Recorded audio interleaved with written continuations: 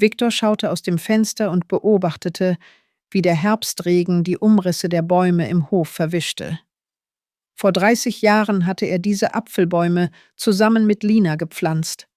Jetzt waren die Bäume gewachsen, während ihre Ehe verwelkt war, wie die fallenden Blätter. »Anna kommt morgen«, erklang Linas Stimme aus der Küche. »Sie hat geschrieben, dass sie ihren Verlobten mitbringt.« Viktor seufzte tief. Ihre Tochter war seit 2 Jahren nicht mehr zu Hause gewesen. Nach ihrem Universitätsabschluss war sie in einer anderen Stadt geblieben, um dort zu arbeiten, und kam jetzt nur mit wichtigen Neuigkeiten zu Besuch. »Hörst du mich?« Lina betrat den Raum und trocknete ihre Hände an einem Küchentuch ab. »Ja«, antwortete Viktor kurz. »Schön, dass sie jemanden gefunden hat.« Lina setzte sich auf die Kante des Sofas. In den letzten Monaten hatten sie und Viktor kaum miteinander gesprochen, außer über alltägliche Dinge.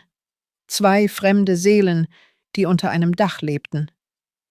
»Viktor, wir müssen reden.« Sie faltete das Handtuch mit präzisen Bewegungen, als ob sie ihre Worte sammeln würde. »Anna weiß nichts von unserer Situation. Davon, dass wir die Scheidung eingereicht haben?« Er sprach das Wort schroff aus, als würde er ein Pflaster abreißen. »Ja, sie denkt, bei uns ist alles wie früher. Und jetzt, wo sie ihren Michael mitbringt...« Lina verstummte, nach Worten suchend. »Vielleicht sollten wir ihre Freude nicht trüben.« Viktor drehte sich vom Fenster weg und betrachtete seine Frau aufmerksam. Im trüben Licht des düsteren Tages wirkte ihr Gesicht weicher, jünger. Für einen Moment sah er das Mädchen, das er vor 32 Jahren kennengelernt hatte. »Du schlägst vor, unserer eigenen Tochter etwas vorzumachen?« »Ich schlage vor, mit den Neuigkeiten zu warten. Wenigstens für dieses Wochenende. Lass sie uns mit Michael bekannt machen, ohne sich um uns zu sorgen.« Viktor wollte widersprechen, sah aber die Besorgnis in Linas Augen. Sie war immer eine gute Mutter gewesen, selbst als zwischen ihnen ein Riss entstanden war. »In Ordnung«, stimmte er schließlich zu. 2 Tage Schauspielerei. Für Anna. Anna kam am nächsten Tag an. Als das Taxi vor dem Haus hielt, gingen Viktor und Lina gemeinsam hinaus, um ihre Tochter zu begrüßen, wie sie es immer getan hatten. Anna sprang aus dem Auto, vor Glück strahlend. Nach ihr stieg ein großer junger Mann mit einem freundlichen Lächeln aus. »Mama! Papa!« Anna umarmte ihre Eltern. »Das ist Michael.« Michael schüttelte Viktor kräftig die Hand und küsste Lina höflich auf die Wange. »Es ist schön, Sie kennenzulernen. Anna hat so viel von Ihnen erzählt.« Beim Abendessen spielten Viktor und Lina ihre Rollen. Sie saßen nebeneinander, reichten einander Schüsseln und tauschten Lächeln aus. Lina legte sogar ihre Hand auf die Schulter ihres Mannes, als er die Geschichte erzählte, wie Anna als Kind Angst vor Gewittern hatte. »Dein Vater hat dir damals ein Kartonhaus mitten im Wohnzimmer gebaut«, sagte Lina mit Wärme in der Stimme. Er sagte, es sei ein spezieller Bunker gegen Donner. »Ich erinnere mich«, lächelte Anna. »Und du, Mama, hast die ganze Nacht bei mir dort gesessen, bis das Gewitter vorbei war.« Viktor schaute zu seiner Frau. In ihren Augen glitzerten Tränen. Er konnte sich nicht erinnern, wann er zuletzt solche Zärtlichkeit in ihrem Gesicht gesehen hatte. »Ihr seid ein beeindruckendes Paar«, bemerkte Michael. 30 Jahre zusammen, das ist eindrucksvoll.« 32, korrigierte Viktor automatisch. »Wir haben uns in der Bibliothek kennengelernt. Lina arbeitete dort nach ihrem Studium.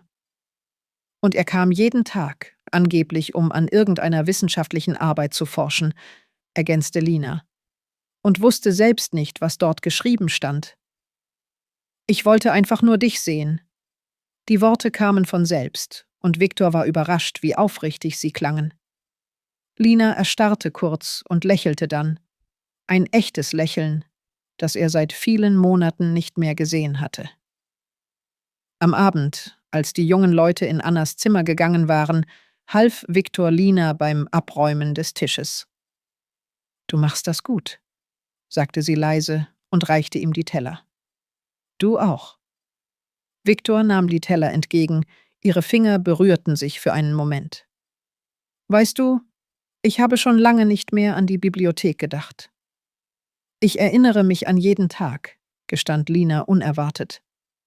»Wie du immer kurz vor Schließung kamst, um mich nach Hause zu begleiten.« »Und wie wir bis Mitternacht spazierten«, fügte Viktor hinzu.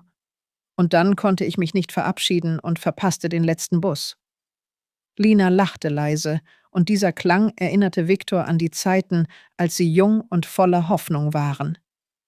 »Was ist mit uns geschehen, Lina?« fragte er und sah ihr in die Augen. »Das Leben«, sie zuckte mit den Schultern. »Arbeit, Alltag, Müdigkeit. Wir haben aufgehört, einander zu sehen.« Viktor trocknete seine Hände ab und berührte ihr Gesicht, so vorsichtig, als würde er zerbrechliches Porzellan berühren. »Ich habe nie aufgehört, dich zu sehen«, flüsterte er. »Ich habe nur vergessen, es dir zu sagen.« Am nächsten Morgen wachte Viktor früher als gewöhnlich auf. Er schlief auf dem Sofa in seinem Arbeitszimmer, während Lina ihr Schlafzimmer belegte. Aber heute beschloss er, etwas Besonderes zu tun. Als Lina in die Küche kam, stand dort schon das Frühstück. Pfannkuchen mit Honig, ihre Lieblingsspeise seit ihrer Jugend. »Du erinnerst dich«, staunte sie, als sie den Tisch betrachtete.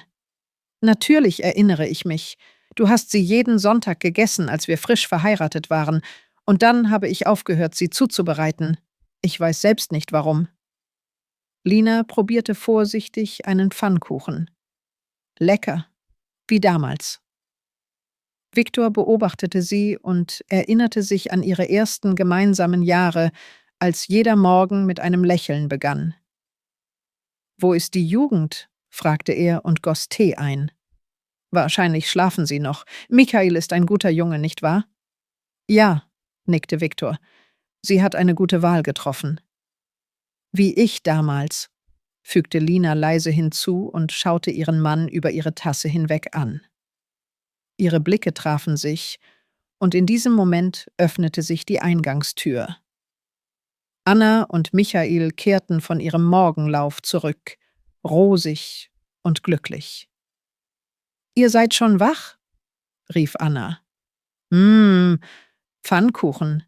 Papa, du hast Mamas Lieblingspfannkuchen gemacht.« »Ich habe nie vergessen, was deine Mutter mag«, antwortete Viktor und spürte, wie etwas in seiner Brust schmerzte. Anna kam näher und umarmte beide. »Wisst ihr, ich bin so stolz auf euch. Ich schaue euch an und denke, so werden Mischa und ich in 30 Jahren sein.« Viktor und Lina tauschten Blicke aus. In Linas Augen las er die gleiche Verwirrung, die er selbst empfand. »Liebes, die Ehe ist harte Arbeit«, begann Lina. »Aber wenn du einen Menschen wirklich liebst, ist diese Arbeit es wert«, beendete Viktor, wobei er nicht seine Tochter, sondern seine Frau ansah. Am Abend organisierten sie ein Barbecue im Hof. Viktor grillte Fleisch und Lina bereitete Salate zu. Sie arbeiteten eingespielt zusammen, wie ein einziger Mechanismus, einander mit halben Worten verstehend. Anna und Michael schauten ihnen zu, Hand in Hand. »Erzählt uns, wie ihr verstanden habt, dass ihr für immer zusammen sein wollt«, fragte Michael, als sie am Tisch saßen. Viktor legte seine Gabel beiseite und dachte nach. Vor einigen Monaten hätte er auf diese Frage nicht antworten können, aber jetzt strömten die Erinnerungen mit unerwarteter Klarheit herein. »Es war an Silvester«, begann er. »Wir waren schon ein halbes Jahr zusammen. Lina hatte die Grippe bekommen und wir sagten alle Pläne ab. Ich kam mit einer Flasche Champagner und Medikamenten zu ihr nach Hause.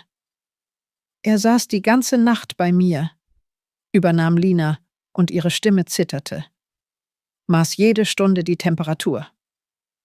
Und um Mitternacht holte er eine Schachtel mit einem Ring aus seiner Tasche und sagte, ich sagte, ich möchte nicht nur dieses Neujahr mit dir verbringen, sondern alle kommenden, beendete Viktor.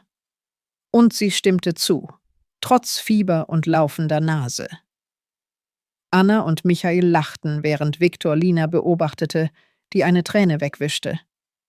Er verstand, dass die verschwommene Grenze zwischen Spiel und Realität endgültig verwischt war.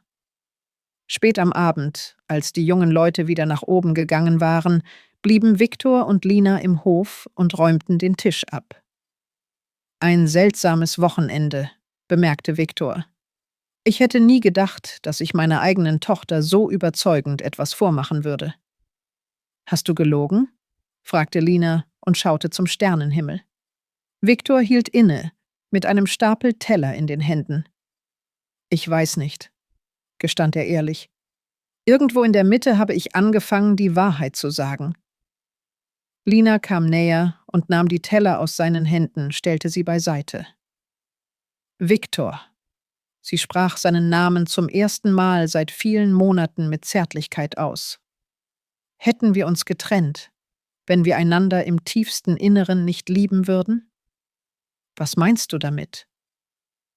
Vielleicht haben wir einfach vergessen, wie man diese Liebe zeigt. Sie nahm seine Hände. Diese 2 Tage. Sie haben mich daran erinnert, wie wir waren und wie wir wieder sein könnten. Viktor drückte ihre Hände und spürte die vertraute Wärme, die er, wie sich herausstellte, so sehr vermisst hatte. Ich weiß nicht, ob wir alles reparieren können, sagte er leise. Aber ich möchte es versuchen, wirklich versuchen. Lina stellte sich auf die Zehenspitzen und berührte seine Lippen mit ihren, vorsichtig, als wäre es das erste Mal. Viktor umarmte sie, und in dieser Umarmung lag ein Versprechen, nicht aufzugeben, nicht loszulassen, neu anzufangen. Am nächsten Morgen bereiteten sich Anna und Michael zur Abreise vor. Viktor lud ihre Koffer in den Kofferraum des Taxis, während Lina ihnen ein Paket mit Essen für die Reise überreichte. »Danke euch«, flüsterte Anna und umarmte ihre Eltern. »Für alles. Dafür, dass ihr so echt seid.« »Kommt zur Hochzeit«, sagte Michael und schüttelte Viktor die Hand. »Ihr seid ein gutes Vorbild.« Als das Taxi hinter der Kurve verschwand, blieben Viktor und Lina auf dem Weg stehen. Das Spiel war vorbei. Es war Zeit für die Wahrheit. »Ich werde morgen den Anwalt anrufen«, sagte Viktor. »Ich werde sagen, dass wir den Antrag zurückziehen.« Lina schaute ihn hoffnungsvoll an. »Bist du sicher?« »Absolut.« Er nahm ihre Hand. »Weißt du, diese Notlüge, sie hat nicht nur Anna vor Enttäuschung bewahrt. Sie hat uns vor dem größten Fehler unseres Lebens bewahrt.« Sie gingen langsam zum Haus, das 30 Jahre lang Zeuge ihrer Liebe, ihrer Streitigkeiten und Versöhnungen gewesen war. Und nun würde es vielleicht Zeuge eines neuen Anfangs werden. »Weißt du, ich habe gedacht«, sagte Lina, als sie die Stufen zur Veranda hinaufstiegen, »unser Hochzeitstag ist bald. Vielleicht feiern wir ihn irgendwie besonders? Wie früher?« Viktor lächelte und küsste sie auf die Schläfe. »Wie du möchtest«, antwortete er. »Wir haben noch sehr viele gemeinsame Tage vor uns.« Sie betraten das Haus, Hand in Hand, wie damals vor langer Zeit, als ihre Geschichte erst begann.